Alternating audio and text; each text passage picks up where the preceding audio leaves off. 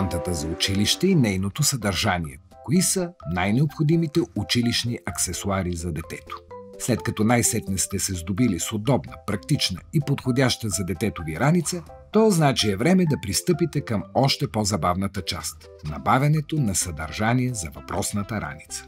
Изключвайки учебниците, решихме да изготвим за вас един малък, или не чак толкова малък, списък с най-необходимите аксесуари в чантата за училище на едно дете.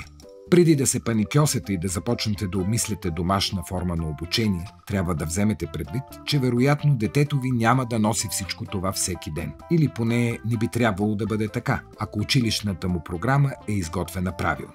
Няма как да не започнем с ученическия несесер. Той ще бъде малка съкровищница на вашия ученик. Неговата дясна ръка, трето око и така нататък. С една дума, най-важната му принадлежност, която не бива да напуска раницата през нито един ден от седмицата. Несесерът е прост и гениален начин за организация на всички дребни пособия, които влизат в употреба ежедневно. Той ги държи прегледно подредени, чисти, обезопасени и заедно. Твърдите несесери с цип са най-подходящи за най-малките ученици, които обикновенно, парадоксално или не, имат най-много пособия и най-малка възможност да ги подреждат и организират сами. Те имат специално обособени джобчета и различни по големина и форма ластици, които да придържат всеки отделен аксесуар на ученика. Твърди несесери без цип не се различават от горния вид по нищо друго, освен по начина си на затваряне, като книга или като хармоника. Недостатъкът им е, че могат лесно да се отворят във вътрешността на раницата и да разпилеят част от съдържанието си, ако то не е прикачено както трябва. Меките несесери с цип са по-минималистично решение, подходящо за момента, в който детето вече може само да преценява за кой ден какво ще му бъде необходимо. Така то няма да носи всеки ден тежки и препълнен всичко твърд несесер, а ще подменя съдържанието на малкия си несесер, така че да носи само най-необходимото. Ако детето ви се обучава в специализирано училище или проявява афинитет към определен предмет, обърнете внимание на специализираните тематични несесери за чертане или рисуване, предлагани на пазара. Специализирани или не, при всички положения ще ви се наложи да закупите и най-разнообразни пособия за рисуване, като например, първо, блок или скицник с качествена хартия, която може да попива водните бои, за да не обезмислите творческите напъни на вашия наследник. Обикновено скицникът има малко по-дълъг живот, защото листата му не могат да се разпиляват неконтролируемо във времепространството.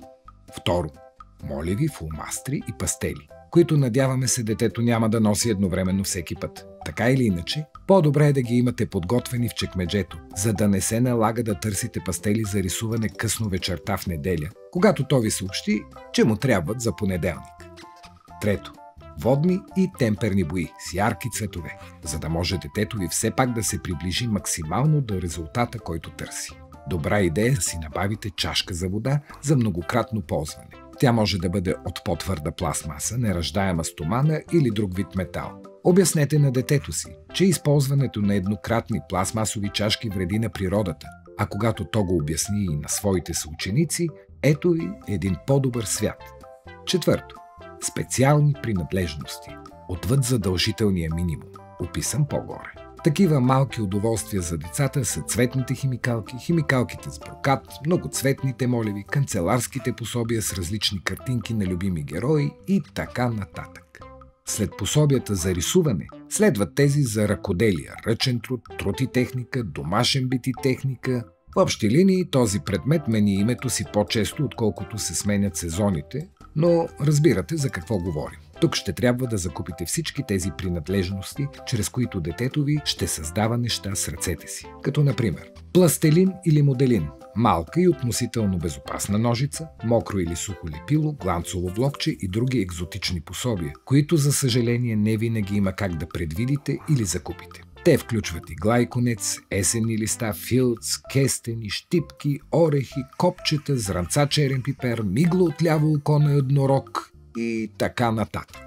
Някои допълнителни пособия, с които да оборудвате вашия ученик, могат да включват тефтерче, в което да си записва важни текущи неща, тебешир или маркер за бяла дъска, както и лични принадлежности, свързани със свободното време между учебните занятия. Това са многократно шише за вода или чай, подходяща, неразсипваща се кутия за обяд и хигиенни принадлежности.